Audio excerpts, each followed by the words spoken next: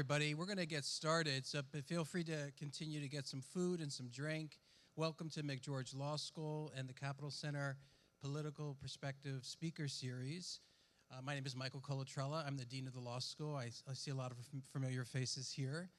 So let me just tell you a little bit about the Capitol Center, and then we'll move on to our program. So the Capitol Center is one of the gems of our programming here at McGeorge Law School. It's been around for a long time.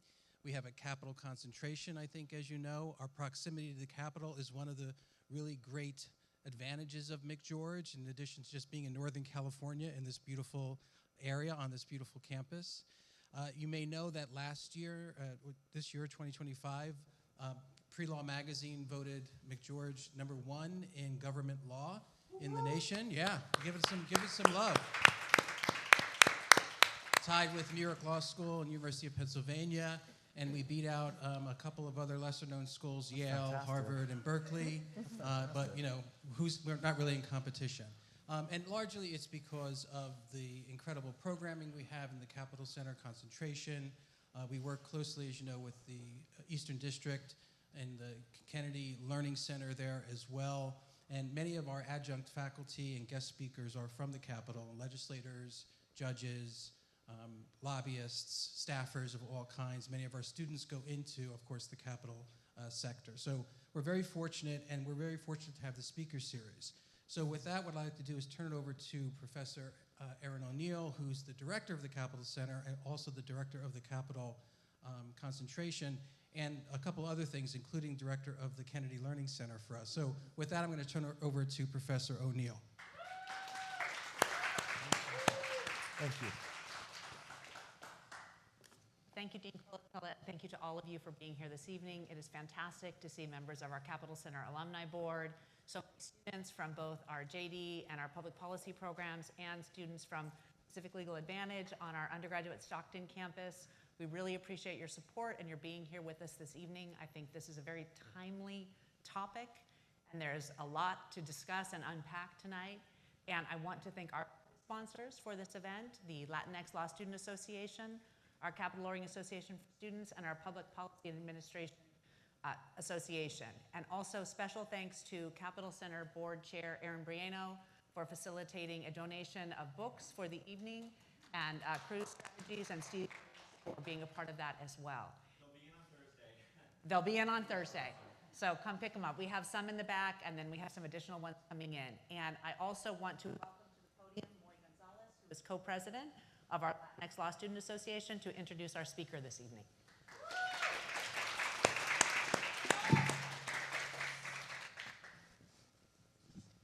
Good evening, everyone. I want to thank Professor O'Neill and the Capitol Center for inviting us to co-sponsor this great event. It's important to remember our culture and background in everything that we do. And the speaker today does just that. Mike Madrid is a nationally recognized expert in politics through his involvement in local, state, and federal elections. As a pioneer in the study of Latino voting trends, his work plays a key role in Latino outreach and communication strategies in states like California and Texas. In 2020, he founded the Lincoln Project. In 2023, he was awarded the Unidos US Capitol Award by the oldest Latino civil rights organization. And he is currently a principal with the political consultancy group Grassroots Lab. Please join me in giving a warm welcome to Mike Madrid.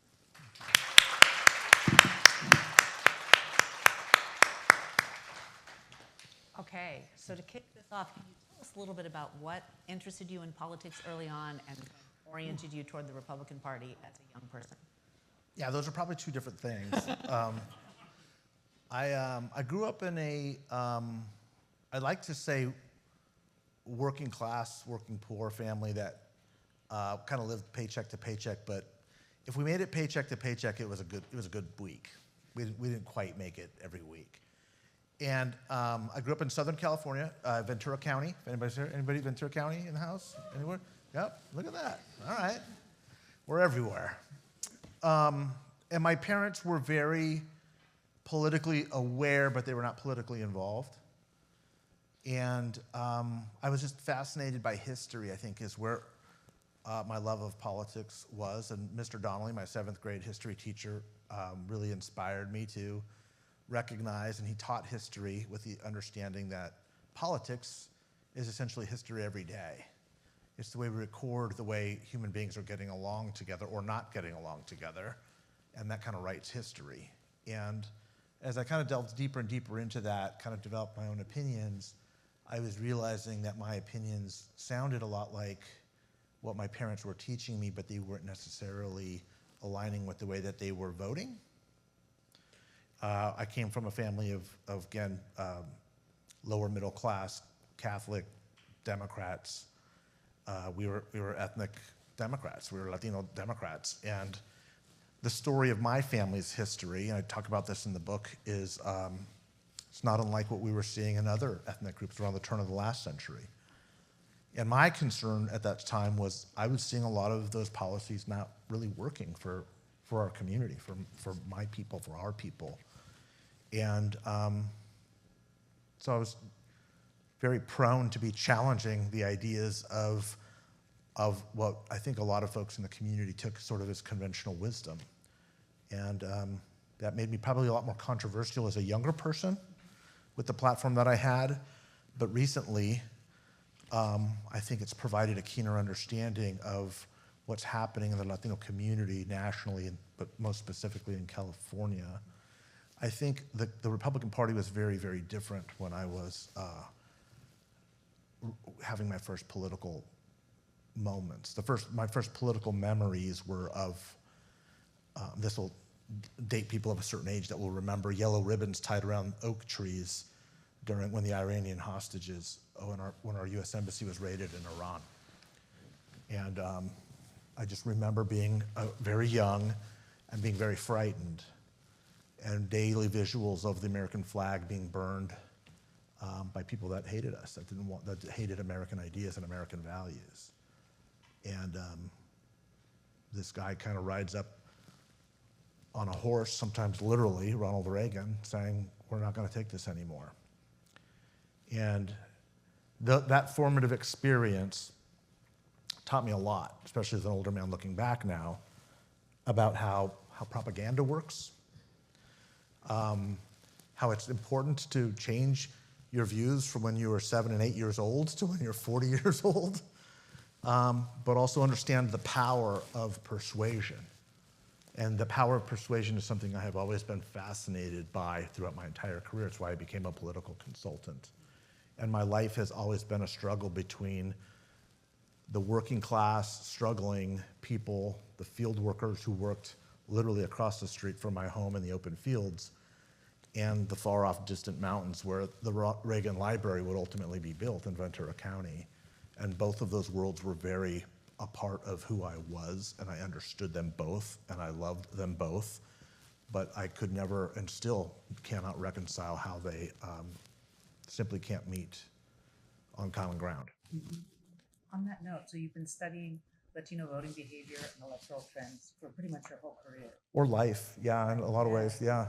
So what have been some of the biggest takeaways, both in the aggregate and then in the shifts you've seen over time? That's a great question. What I've learned about people and voters broadly was that if anybody's ever considering going into politics or political consulting, there's a name of some great therapists at the back of the room. No, I'm kidding. I have loved my career. I've loved what I have done. My profession is very different than when I began. When I was a young political consultant, my early 20s, when I was doing my first congressional campaigns, the art of the political consultant was persuasion. There's about a third of people were going to be Republican, a third were going to be Democrat, a third was what you were fighting for, and the skill, the craft, the art was to go and try to persuade people. That's no longer the case anymore. There are no undecideds in American society anymore. So what happened was the skill set moved from persuasion to using fear and anger as mobilization techniques to make sure your base turns out. So we moved from persuading people to mobilizing people. And the two best things to mobilize people are fear and anger on both sides of the aisle. One side has completely perfected it, but the other side needs to, as a matter of course, practice it as well.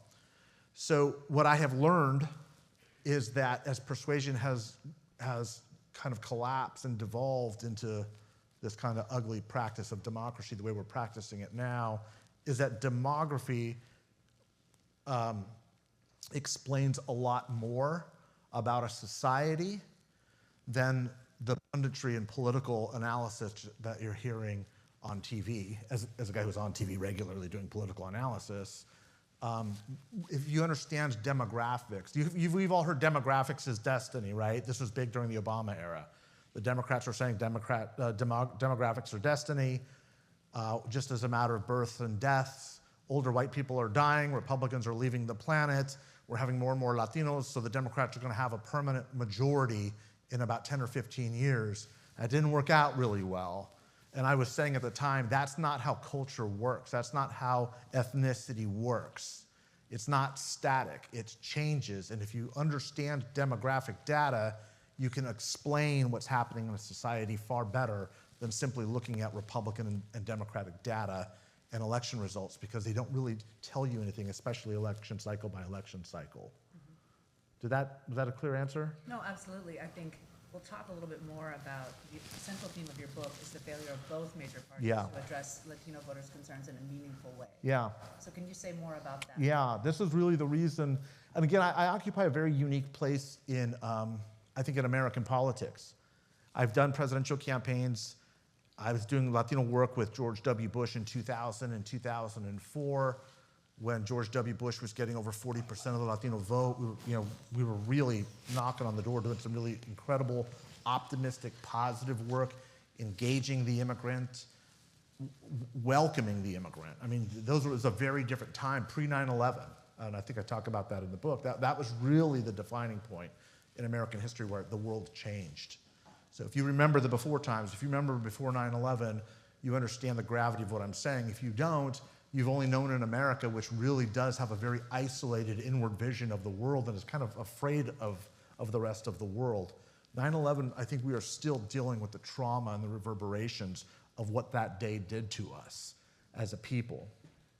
The question about what Democrats are doing right and wrong, I think is really, really important to this moment in American history, because it's really a challenge of what's happening with our institutions broadly. Whether it is the media, which is collapsing, whether it is academia, which is not doing great, whether it is democracy, which is really, really stumbling. And we should talk about the failures of democracy in this digital age, because democracy is not doing well, at least not the American style of democracy. And all of these institutions have not adapted to very significant tectonic social changes because they weren't built for them. And so what you have is this voter, the fastest growing part of the electorate, it's going to really start kicking up quickly, that is really the emerging blue-collar working class of America. Latinos are, we used to call the essential workforce. Remember that during COVID? This was largely workers of color in California. Throughout the Southwest, it was overwhelmingly Latinos that were keeping the economy running so everybody else could shelter in place. And this blue-collar worker, like when I was growing up, we called them Reagan Democrats because they were white. They're the exact same people now. They've got higher rates of church attendance. They're somewhat culturally conservative, and I do want to distinguish that from the social conservatism you're seeing from the Republican Party. We should probably pin that. If I don't get back to it, somebody ask that question because it's important. But overwhelmingly, Latinos are focused on pocketbook issues. There's a certain desperation setting in with the fastest growing set of our community. So desperate, so ignored, so misunderstood, that they're willing to vote for that guy as an act of desperation. And that's really the important way to look at it, because there's very, very little polling on Latino voters, and there's nobody who's polled Latino voters more than I have over the past 35 years in this country. There's very, very little data suggesting Latinos are becoming more Republican or more conservative. Those are two different things, incidentally. There's overwhelming data showing Latinos becoming more populist, more anti-party, and no longer believe in the Democratic Party. That doesn't mean they're becoming Republicans. It means they may be voting more Republican as a default than they are saying, we are anti-Republican now, they were during my generation. The period that defined California from 1992, 1994 to 2022 and 2024, that 30-year generation, virtually all the demographic data was moving towards the Democratic Party. Now, almost every single one of them is moving towards the Republican Party. So this period where I spent most of my adult life studying and watching this unprecedented, dramatic demographic transformation of a state like California was really and truly, I believe, and I think time will prove this out, an aberration. We believed that this was the way things were ultimately going to evolve to. The Democratic Party ultimately nationally began to believe that every state was going to become like California, if you could only be as good as us, fast enough. And what we found out is that is not only not true, but the exact opposite is manifesting. And our basic understandings of what Latinidad is, as Latinos, Latino identity, is going to change dramatically. And I hope we can talk about that a little bit today. What our conceptualization of what a minority is in America is going to be foundationally different over the next 25 or 30 years. And as we were sharing earlier, what being an American is, what the mission statement of America is going to be dramatically different. This is where we are on the cusp of a truly, truly unique generational, social, historical, national moment. And it's unnerving. It's a scary time. I think there's a lot to be hopeful about. And ultimately my book is, I think, optimistic, because Latinos do bring a lot of cultural characteristics that are desperately needed in society going through the change and the transformation that we're going in right now. And the fact that, now I'll answer the question, sorry about all that wind up here, but both parties are struggling with one simple fact. The party that is able to capture the hearts and minds of a multi-ethnic working class is going to be the party that dominates for the next generation. The Republicans, up until this moment, have had a really difficult time with the multi-ethnic piece. And the Democrats have had a really tough time with the working class piece. And as they fight amongst each other, battle it out, one of them is ultimately, I think, going to emerge as a victor and redefine this next era. And at this moment in time, it is a more populist sentiment than I've ever seen in American history, going back to probably Andrew Jackson. I mean, you got to go in the Wayback Machine. And so I think both institutions are just uniquely unprepared for this moment. Sure. I mean, I think there's a lot in your book that builds on that, and to your point about the changing definition of what it means to be an American, and outreach even efforts by the parties. You talk about the difference between using cultural imagery in a way that resonates, is authentic and nuanced, versus what you term sort of sombrero politics, this idea of these trite outreach efforts. Can you say more about that and how parties can it's kind of like, I can't believe I'm going to say this in a room of a bunch of aspiring lawyers, but is it Justice Brandeis who said it's like pornography? You can't really define it, but you know it when you see it, right? Was it Brandeis?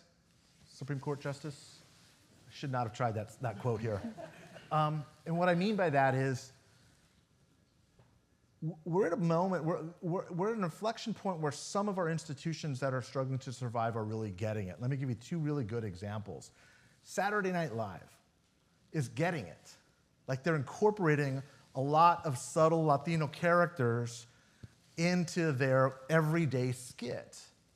A lot of them, will be more overtly kind of stereotypical, but where it used to be sort of a one-off every year, there's kind of like 2 or 3 characters every Saturday night now. Those are really important things. Who's going to be doing the halftime show in January? Bad Bunny, right? And that's a really big deal. Like, Bad Bunny's, all of his songs are in Spanish, and he's a top performing artist in the country. And I was in Las Vegas this weekend at a conference, and I remember being in line with this older white guy from New Jersey, who was just irate that this was happening, right? Like, what is happening to the NFL?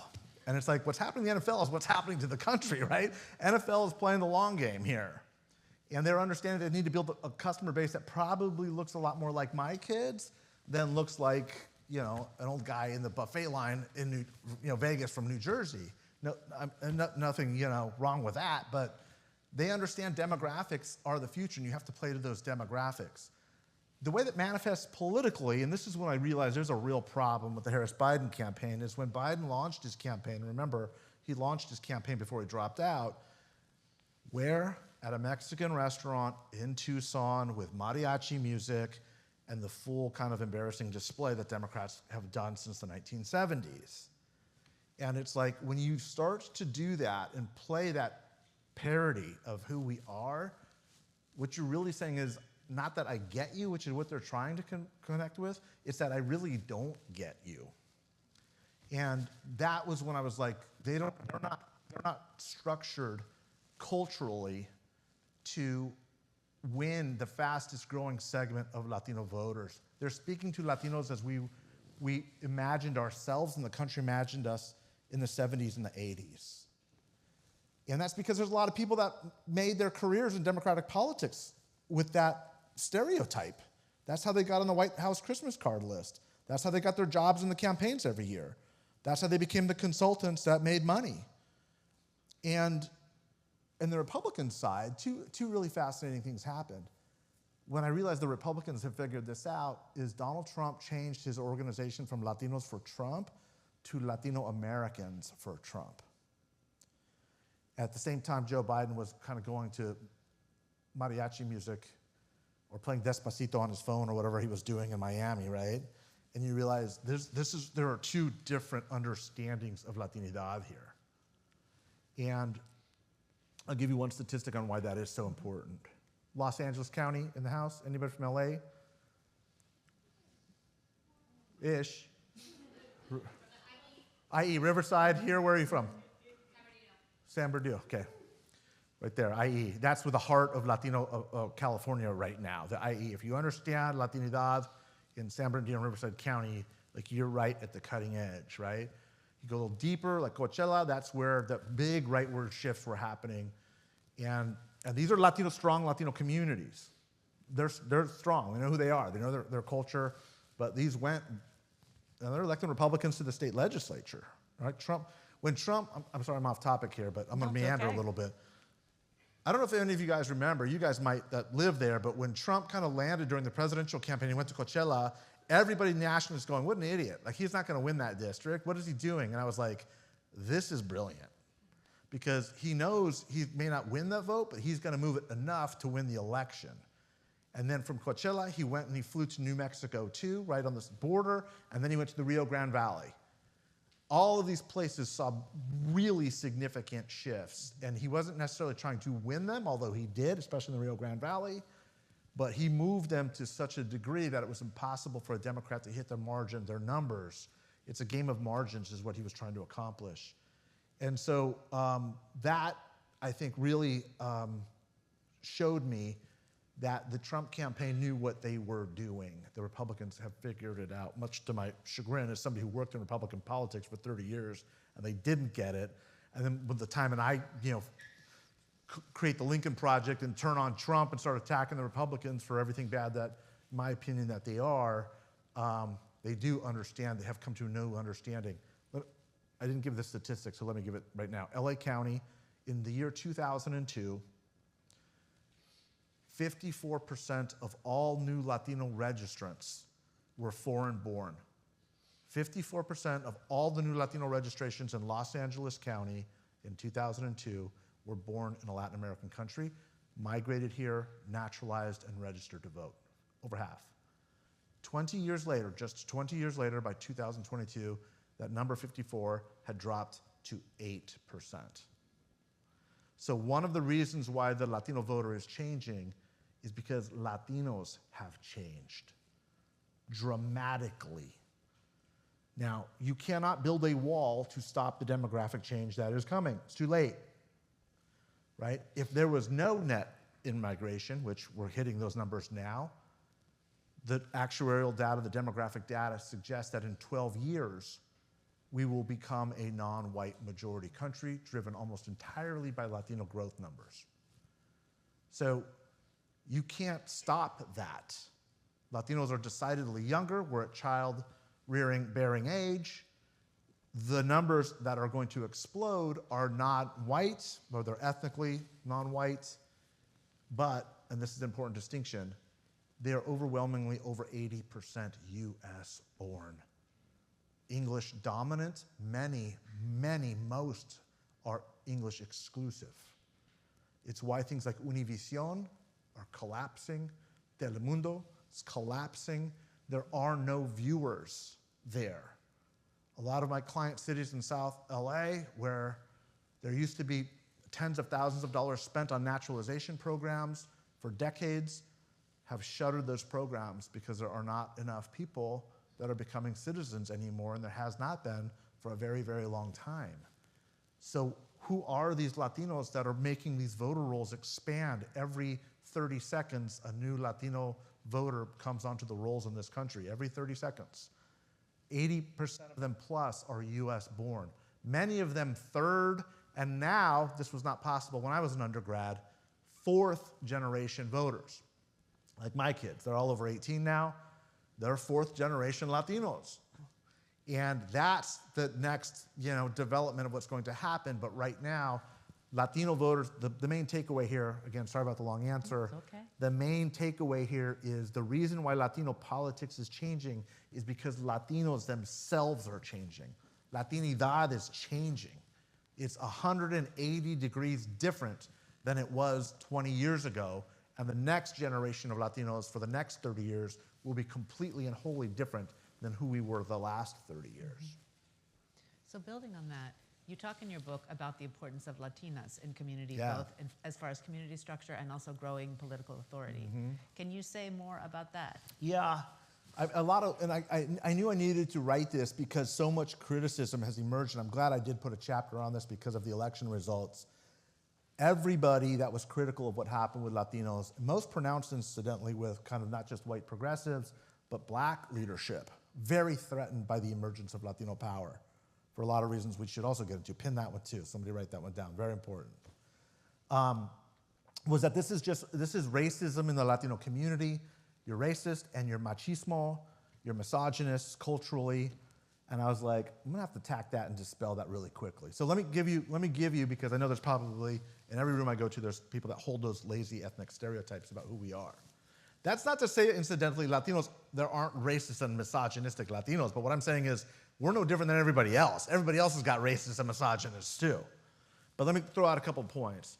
Anybody work in the Capitol or planning to go work on the Capitol, especially with a Latino legislator, there's a really peculiar anomaly. There are more Latina legislators than Latino legislators in California, which everyone goes, oh, well, that's really anomalous. So I looked at Texas. Texas is almost at parity. Florida is almost at parity. New Jersey, way more women than men in their state legislature, Latinas. So these are largely Puerto Ricans, Dominicans. It's not just the Mexicano thing. It's not just the red or blue state thing.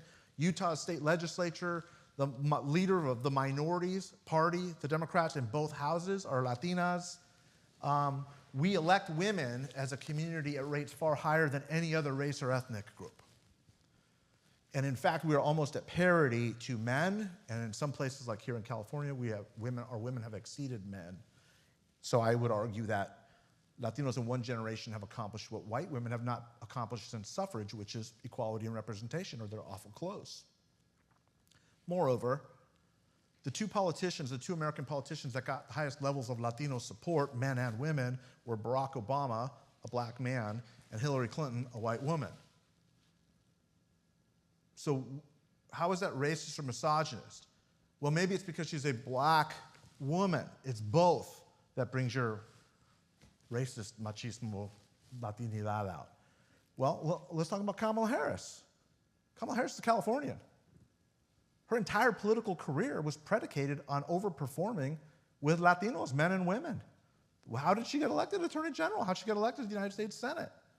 In fact, she beat Loretta Sanchez in Loretta Sanchez's own Latino districts in Orange County in the Senate primary. So every time you look deeper and deeper at this data, there's more and more evidence to suggest that this is simply a lazy ethnic stereotype. And the problem is, as Latinos emerge, as we surpass the black vote and the black population, we are a threat, unfortunately, to black power structures. Why? The answer is because we have had black and white power structures existing simultaneously for 250 years in this country. And once that there is a group that is neither fully white nor fully non-white, as we are a blended people, we are both, that creates a whole different paradigm where both power structures are challenged. What does black power mean in a world that is becoming increasingly full of a minority group that isn't voting politically or being a quote-unquote ally the way that black leadership expects or hopes or wants or frankly demands them to be? What does that mean?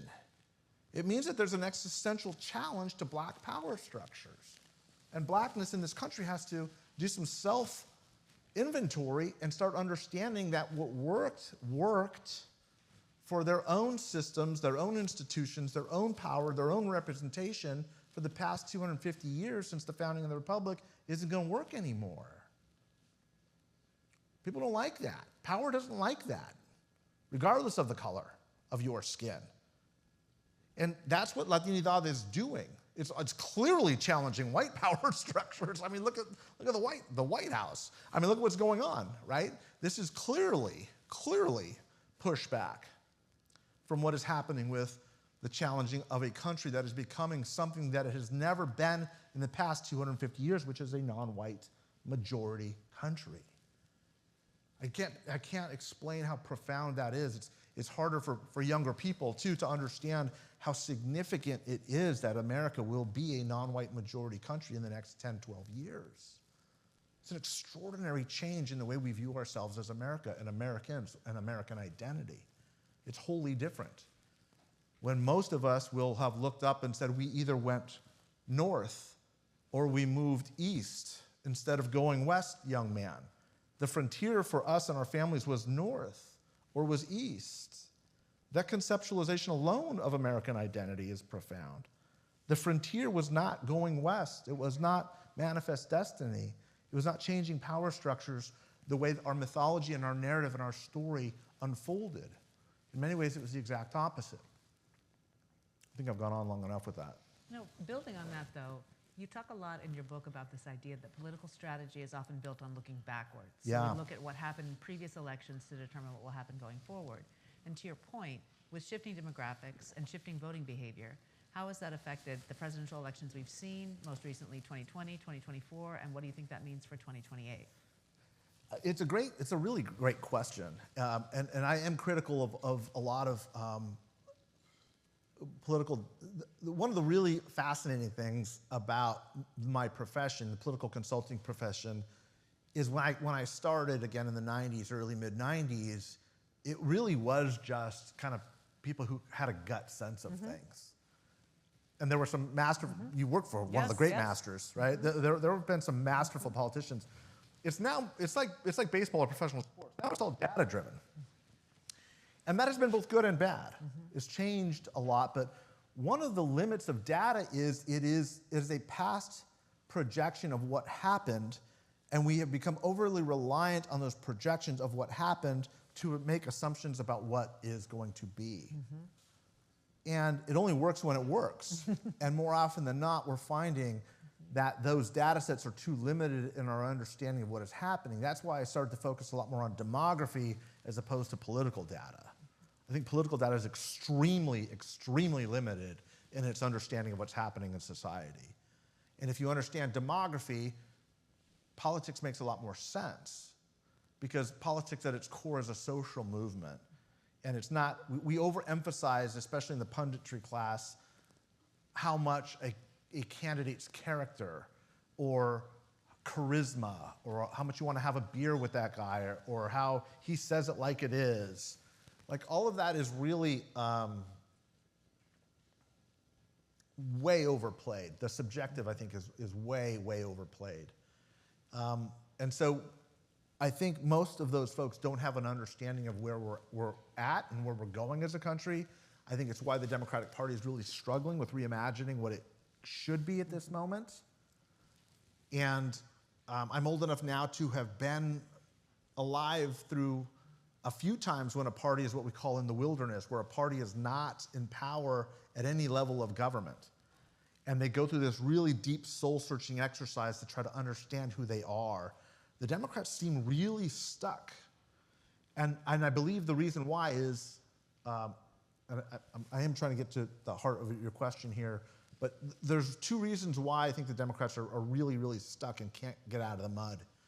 The first is the heterodoxy of the Democratic Party is that they are the party of the working class. And the other is that they are the party of non-white people, the party of people of color.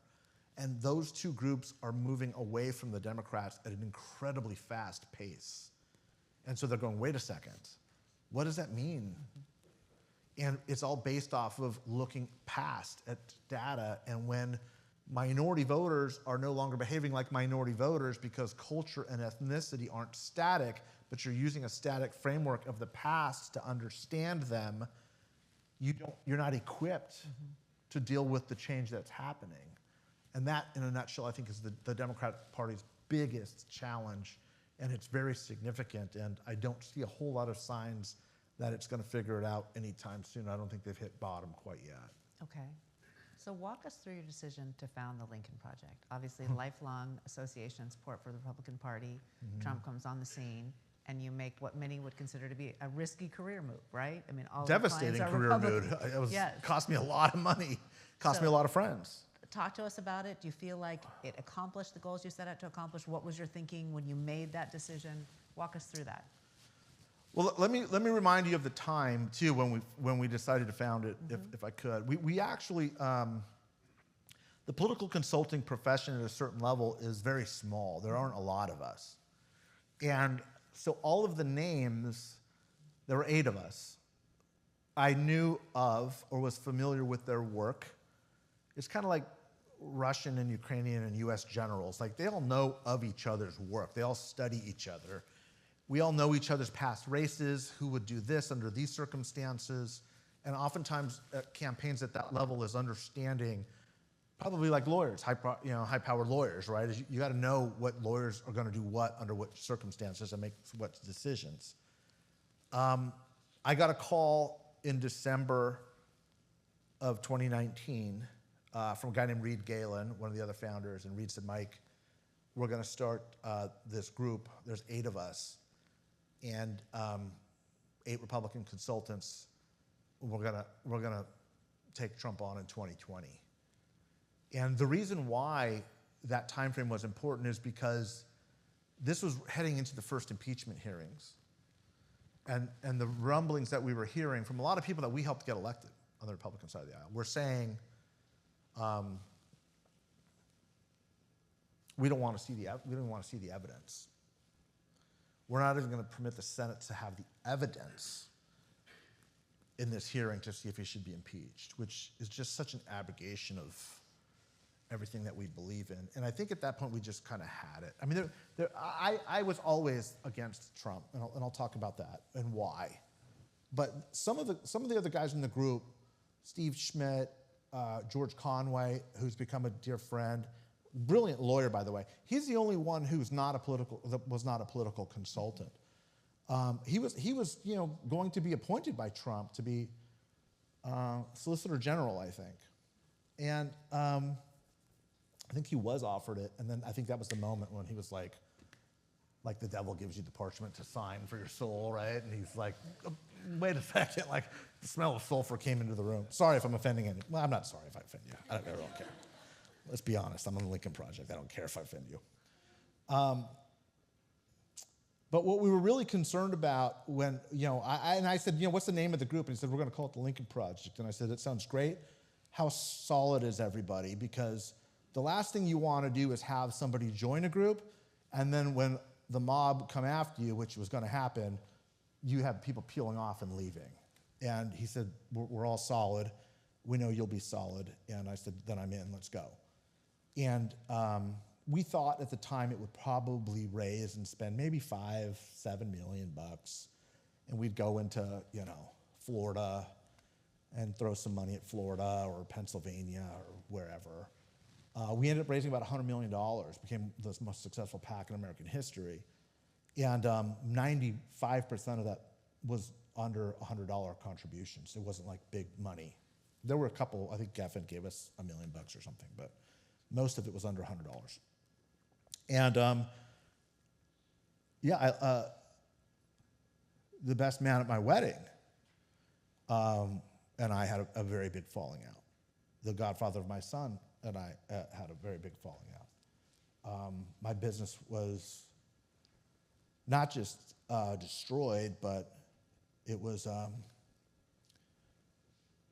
just the subject and object of just complete annihilation by everybody in Republican politics. And we were sued by the Trumps, which the letter hangs on my office wall to this day, which is kind of cool.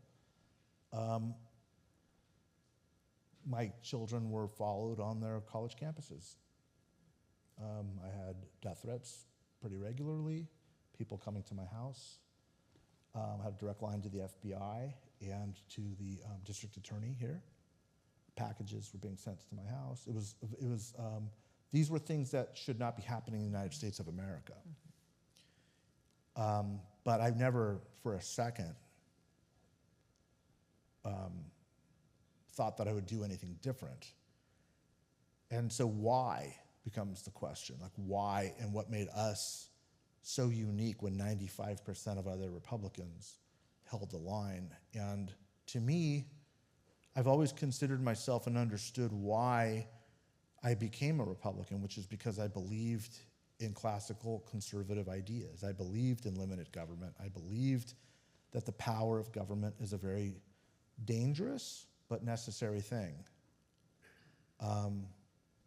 I believe that the way to lift people up and empower people is using the private sector as a first consideration, but I don't believe that it's the best consideration in all circumstances. But I don't think government is the best consideration in all circumstances. There's some things government should not be doing. There's some things the private sector should not be doing. And I think that that's kind of a normal way to look at the world, at least it used to be. And so when Donald Trump came onto the scene, we have to understand something. Donald Trump was elected as on a platform of the largest tax increases in living U.S. memory as a Republican. He opposed free trade, free markets, which we used to call capitalism. He's a protectionist. America First is protectionism. He supported Russia openly in the fight against people struggling to breathe free. And I could go on and on and on. There's nothing that looked at all like what I became a Republican for. And in fact, this populist agenda that he has pursued, this might strike a lot of people as uncomfortable, it looked a lot more like Bernie Sanders' America than anything that I would ever support. Protectionism, strengthening domestic unions. Organized labor is what I'm talking about. So those organized labor is the ones that's supporting those tariffs, right? The United Auto Workers, the Teamsters, supporting massive tax increases. Like this is what the Republican Party used to be against. So from an ideological standpoint, it was very easy to be like, this is not Republicanism. But more importantly, his vision of America is a blood and soil vision of America.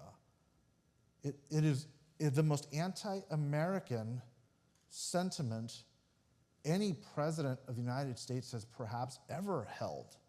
It's a direct attack on the entire mythology of what America is, this idea of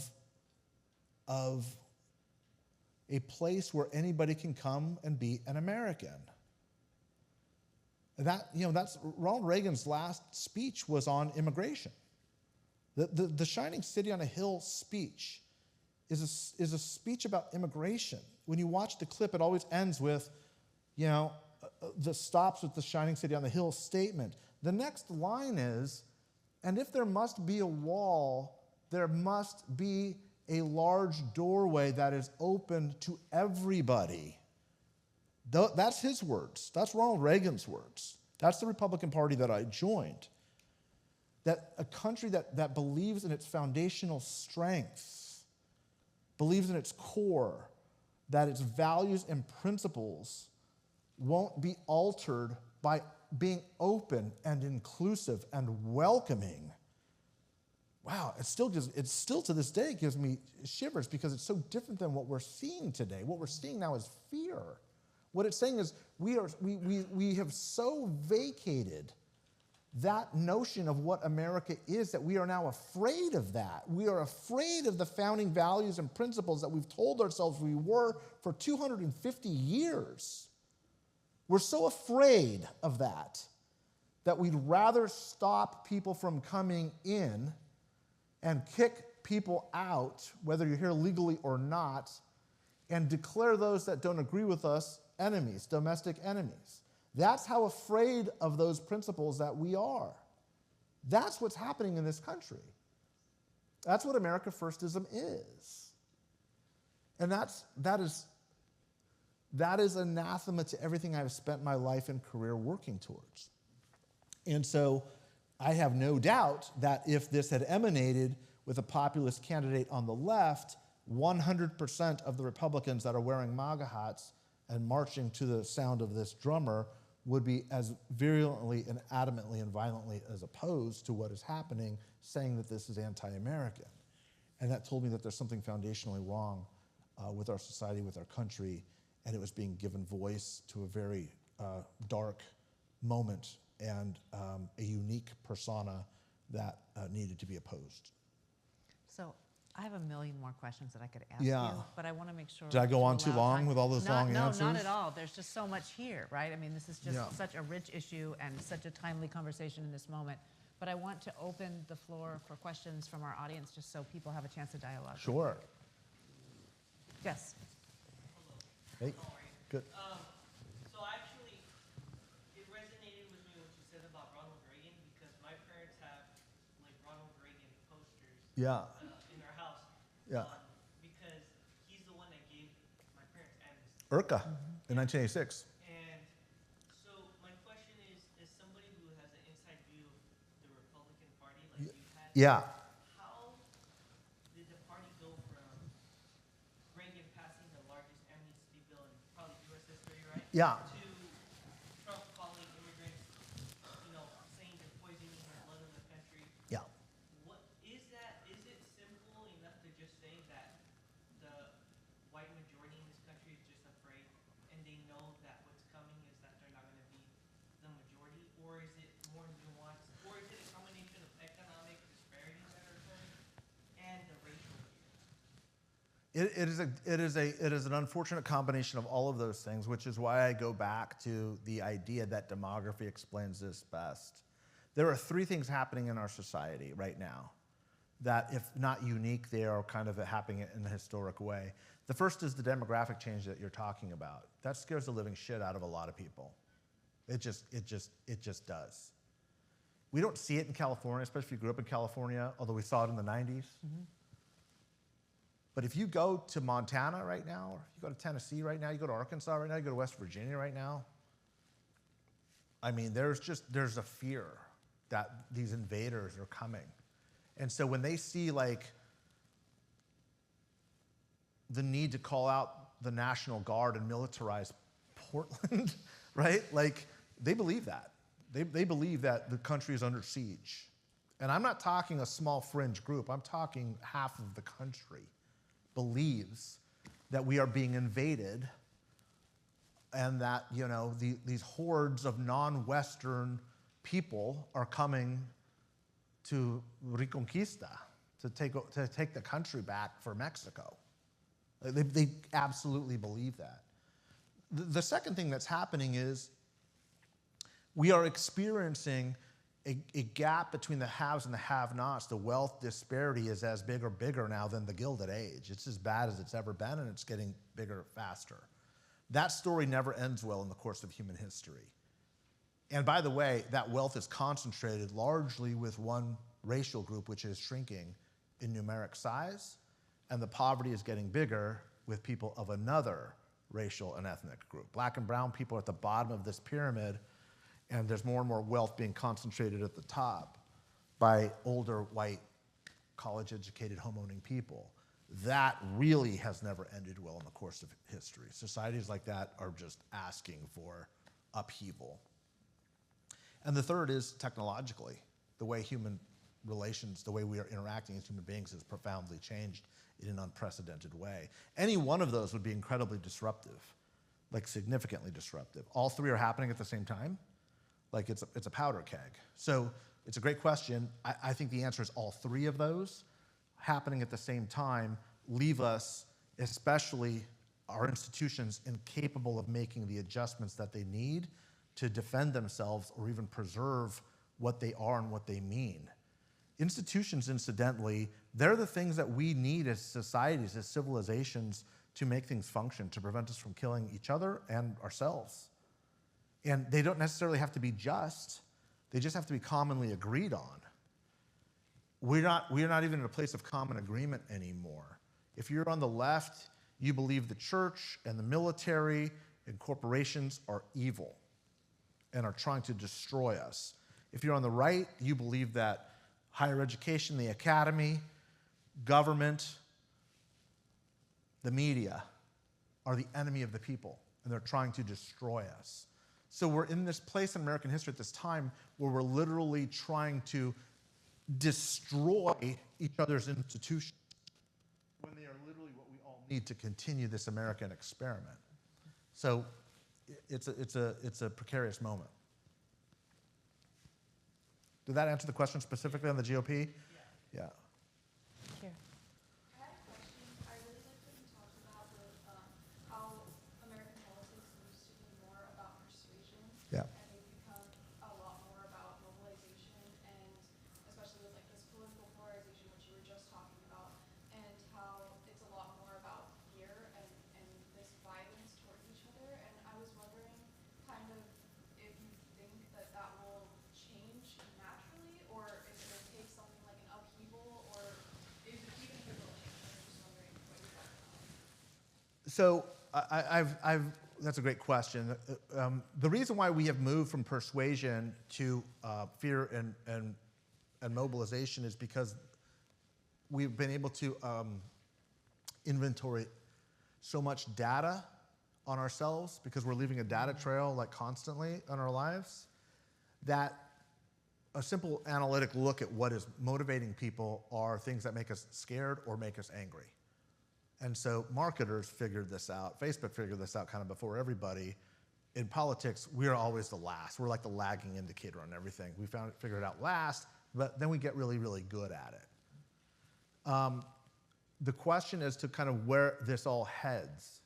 First, let me say this. Periods of disinformation and misinformation are not new. Benjamin Franklin made his first fortune in yellow journalism. Abraham Lincoln would send in anonymous notes responding to critics with pretty harsh language. Kind of a troll in his time, right? William Randolph Hearst got us into the Spanish-American War on what we called yellow journalism, which was fake news, just made up stories. The Spanish attacked us, never happened, but Teddy Roosevelt's like, get your guns, let's go, take San Juan Hill and steal Puerto Rico and all these islands from the Spaniards. So those aren't new. I don't believe, here's where I've gotten in trouble for saying for the past few months. This is before Charlie Kirk's assassination. We're in a civil war. A lot of people will say that's irresponsible, it's not appropriate, but a civil war is essentially when the rules of order decay to such a point that violence becomes a viable solution. You're there. And I can go on. It's like Ben Shapiro's home, governor of Pennsylvania, is firebombed. We had a judge, right? You all heard this. Judge's house in North Carolina is firebombed. Charlie Kirk is assassinated.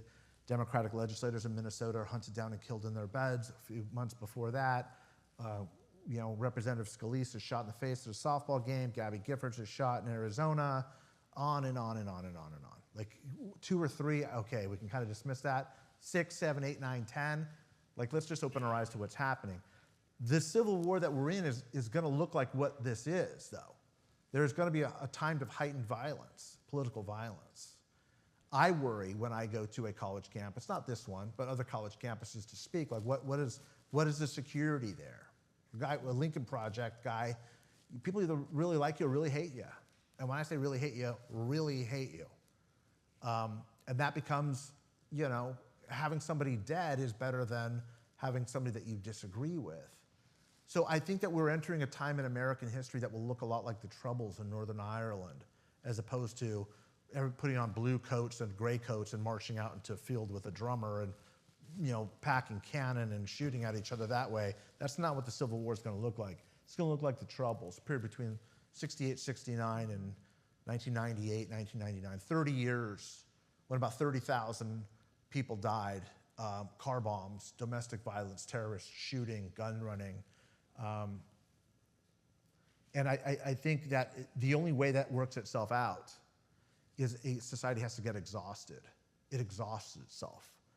Because what we're going to look back and recognize, I think, at this period of time, we're really not fighting over anything terribly substantive. Mm-hmm. We're not fighting about anything existential. We're not fighting over slavery. We're fighting over, like, trans issues. We're fighting over great replacement theory. We're fighting over these things that are manufactured outrage. They are clearly very important to the people that they're designed to protect, but they have been elevated to such a place that we know analytically, algorithmically, they enrage people or threaten who they are at a core level and will compel mobilization, but irresponsibly lead it to violence. Yeah. Jay. In the aftermath of the 2024 election, it was reported approximately half of Latino men tilted conservative. Yeah. And from sort of my experience, Tilted Republican. Republican, correct. And a lot of the reasoning for that was that a lot of those men felt alienated, and particularly millennial men, and then even some under the cohort there. And do you think that was a correct assumption there? And also, where do you see it going in the future?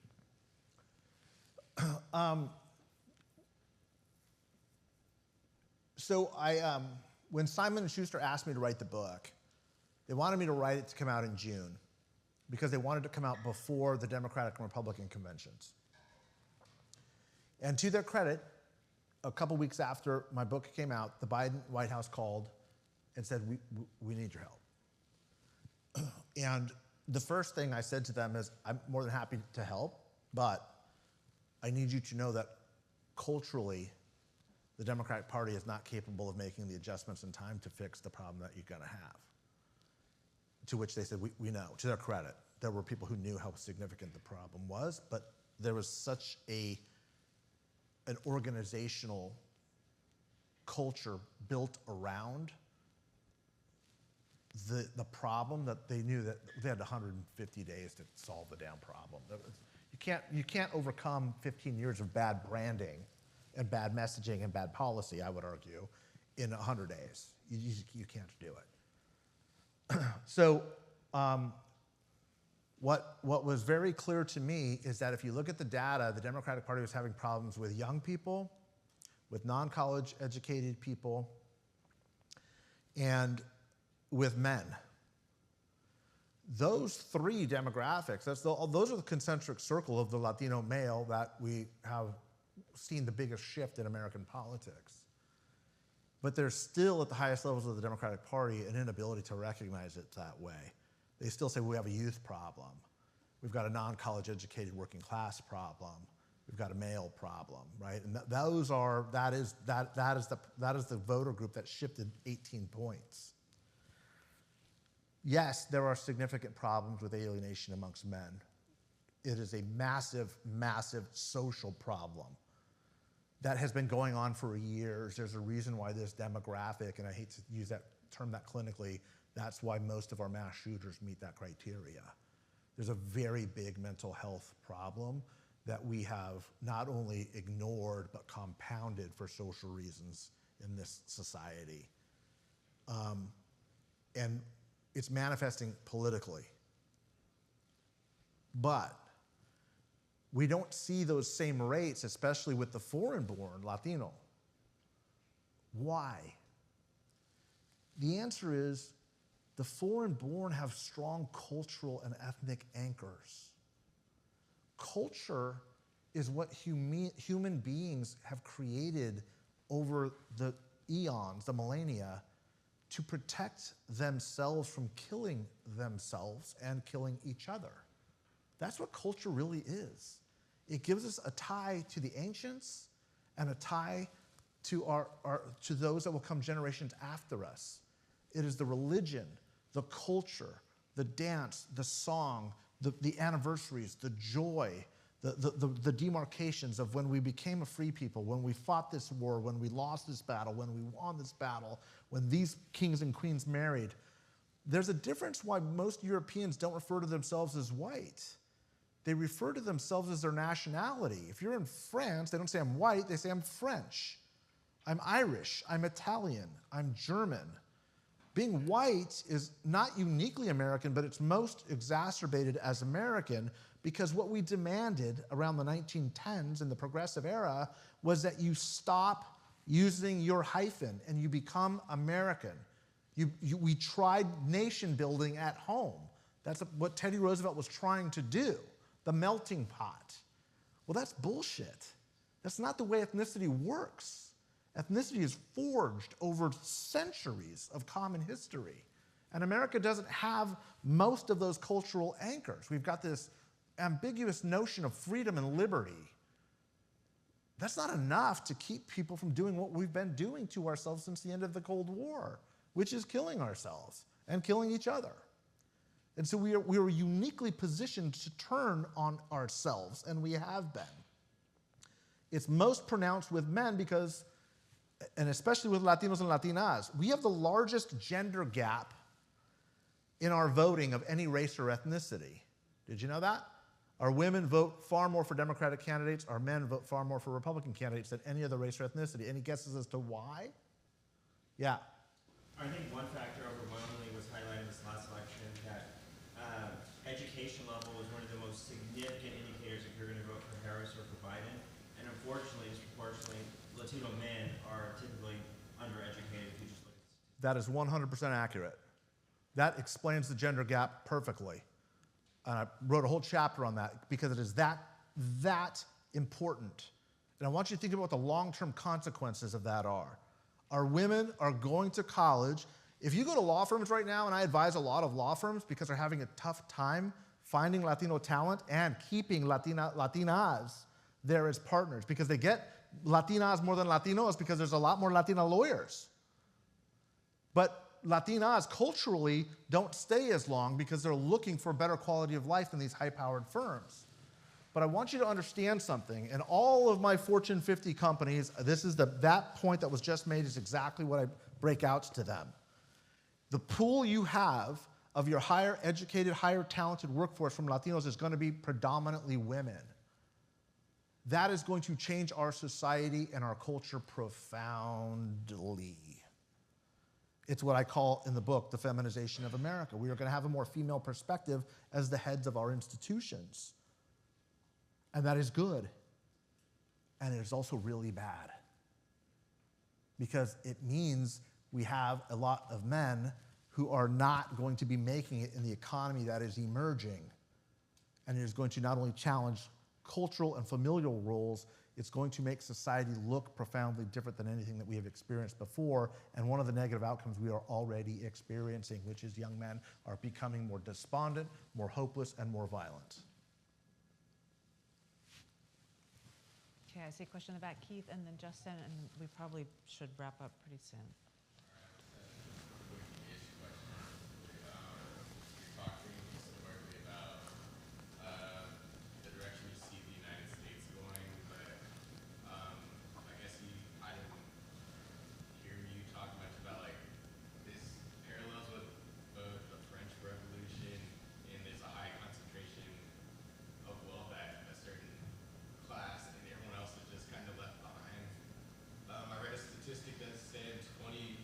2% of the overall wealth in the United States is concentrated to the bottom 50% of Americans, which I think is troubling already. And like I said, the French Revolution had similar aspects. The Bolshevik Revolution had similar aspects with like a media that was criminalizing educated people and pursuing people, I mean, I would say baselessly.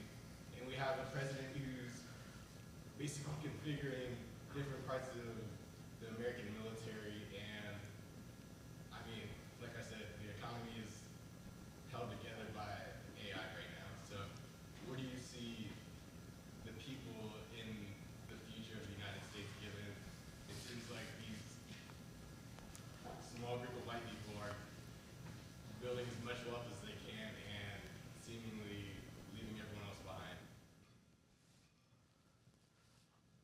Look, you articulated it very well. I mean, you put it in the construct of revolution, which history would suggest that we're very ripe for that type of social upheaval. There's a reason why Bernie Sanders overperformed with Latino voters, and so did Donald Trump. Their basic message was the same: the system is rigged. The system is rigged. And a lot of those Bernie voters became Trump voters. Everyone looks at the Rio Grande Valley and is like, Donald Trump, how did Donald Trump win all these? Look at the Democratic primaries. Bernie Sanders is winning those same primaries. Because the Latino vote is becoming very anti-establishment. It's becoming very populist. Populism is a feature of institutional collapse. Populist moments don't emerge when things are going well. They emerge when things are going bad. And there's a lot that's wrong with our rich today. It's not like the noblesse oblige of the Roosevelts or the Kennedys, who made their money in industries that were not going to leave, and they were vested in the country. The Carnegie, built libraries for everybody. Our wealthy people are like building fortresses in New Zealand. Like they're ready to Mars. They want to go to Mars. Like Mars is going to be better in their lifetime than this planet. Like they're not trying to fix it. They're trying to figure out what their plan Bs and escapes are. How do we defend and protect ourselves from this institutional collapse that's coming, rather than investing in it and making it build and be something better? So look, there's a lot of warning signs to say there's some really ominous things emerging. That's clear. We all know that. I'm not going to suggest that it's not.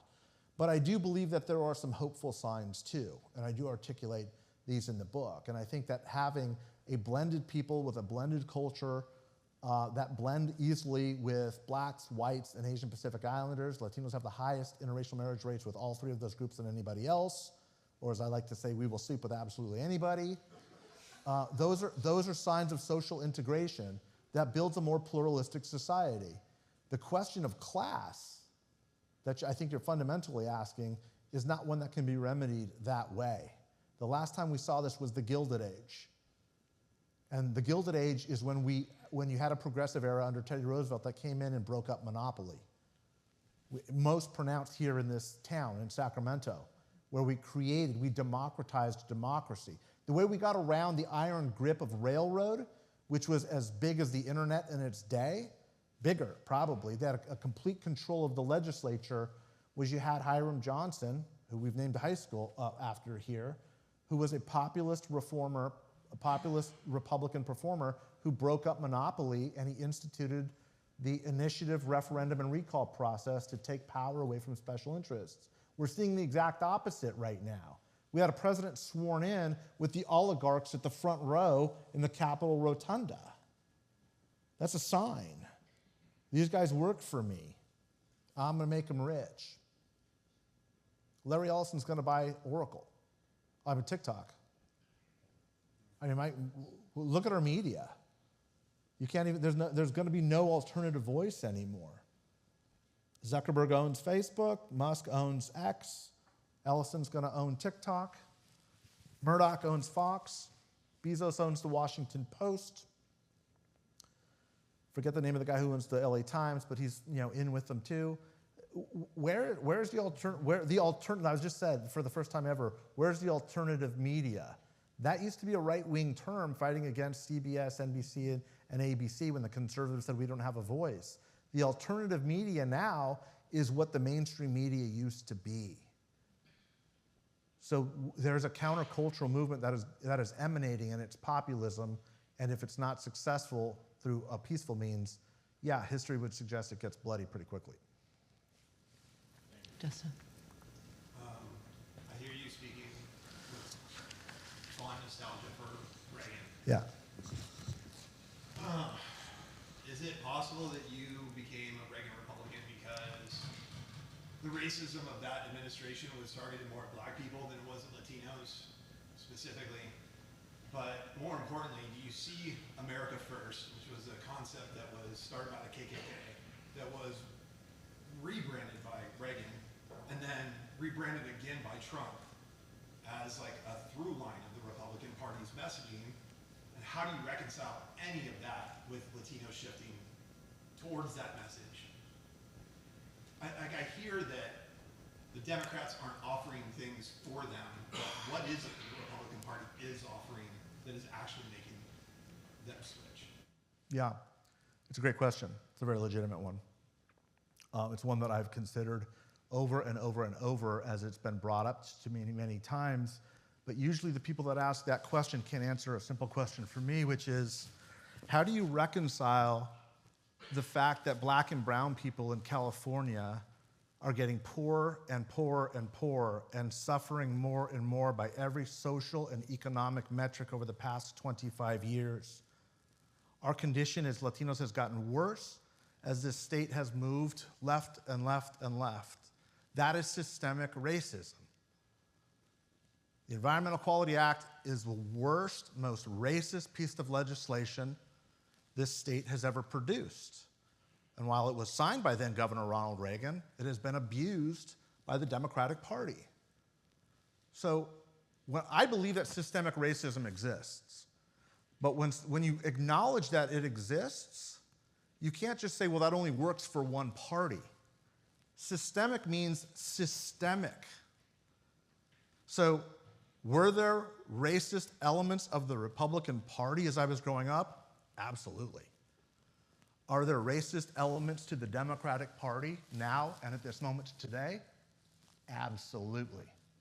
You tell me why it took 7 years for Gavin Newsom to pass reforms to the California Environmental Quality Act to allow people of color to actually own a home in this state and claim that he's doing something for us? That's sinful. 7 years into his 8-year term. Why didn't he do it on the first term? Let me ask you one other last question, because I'm hoping I'm making my point. I'm acknowledging, yes, there have been serious problems, but I was asked by Senate Pro Tem Mike McGuire, to speak after the elections in February of this year to his conference, to the Senate Democrats, about what happened in the election cycle. The first question I asked him was this: do you Democrats believe that the fires that decimated Los Angeles, do you believe that you would waive the California Environmental Quality Act if it just burned down Altadena, working class black and brown homes? Or are you doing it because it also burned down the Palisades, which are wealthy white people in their second and third homes? And I will tell you, those people had never been confronted with a more awkward question because everybody in that room knew what the answer was. We have had a 30-year problem of keeping black and brown people entrenched and locked in poverty systemically by the party that has a 2/3 control in this state. So, yeah, I completely own the racism in the Republican Party to the extent that it exists, at the same degree that the Democratic Party has exacerbated the racial tensions, racial problems, and lack of upward mobility for black and brown people in this state. Yeah. Okay, do we have a final question? Teddy. I'm wondering, individually and collectively, do you see any good ways that we can address or mitigate these challenges? Oh, I think there's a million ways to do it. I think, especially as aspiring lawyers, certainly. I mean, the law, it's tough. It's an interesting time. I was going to say it's a tough time to be a lawyer. It's a tough time to be anything right now. But you know, the law, watching what's happening with the law firms and the courts, these things tend to cycle generationally. And I have not seen a lot of this in our younger generation yet, but I'm absolutely convinced that it will be coming, a reinstallation of the values that are necessary to make things work again. The most important piece of advice I can give you all at this moment in time, and if I were asked back a year from now, if we sat here with you guys, I don't know if my advice would be the same, is to speak out now. Because every day that we don't, it's going to get harder. And we're in the 10-yard line now. It's close. Like back in 2020, we were warning people violence is coming. He's not leaving. There's going to be an overthrow of the government. People are saying you're nuts. We're close. And this country has a unique, as Winston Churchill said, a unique ability to do the right thing only after every other option has been exhausted. And we're getting to that point. I am hopeful. I do believe this country does still have it within them, but it's still going to have to get worse before it gets better. And what I'm saying is the more that you are a voice for good, even just in classrooms like this, peer-to-peer, sharing ideas of what you're going to do with your future and your careers, those bonds will change this country. Of that, I'm convinced, because that's the only thing that can change it. I don't know if that's too abstract, but that's every action you take, every conversation you have, every commitment you make, every post that you put up matters. It's moving in the right direction. One other quick thing, and I know I've gone on probably far too long, but you know, this is an authoritarian movement. It's not coming, we're here, we're in it. So we need to stop with it's coming, it's here. But one of the most key parts of successful authoritarian movements is they overwhelmingly, almost universally, enjoy popular support in the high 60s, 70s. This guy is extremely unpopular right now. That's telling us something. The key is, when is that going to be mobilized and when is too much? When is the line passed for people who are disengaged? So for those of you that are highly intelligent, which you are if you're here listening to a guy like me talk, that sounded wrong. The fact that you spend time having these conversations makes you intelligent, not that you're listening to me. That you're studying to do the things that you're going to do in this world that you're going to be a part of. All of those are the institutional leaders. Those are the thought leaders that have to start building an intellectual movement before you can see a popular movement. So you may feel like you're only one person, but the simple fact that you are with your peers, you're going to be lawyers. That means something in your families. It means something to your friends. It means something to your coworkers. We look at lawyers differently. You have a different stature in society. You speak with a higher exponential credibility on everything. And that matters. Your voices matter. Your actions matter. So speak up now, and don't be afraid, because once you are too afraid to speak, that's the end. I would echo that. Thank you all for being here this evening. I know that you all have a lot on your plates, and I feel like taking the time to engage in this conversation, be a part of this dialogue. Thank you for sharing your candid thoughts, your experience. I know this has been a meaningful event for all of us this evening, and we just so appreciate you taking the time to have a conversation with us. Appreciate you. Absolutely. Thanks.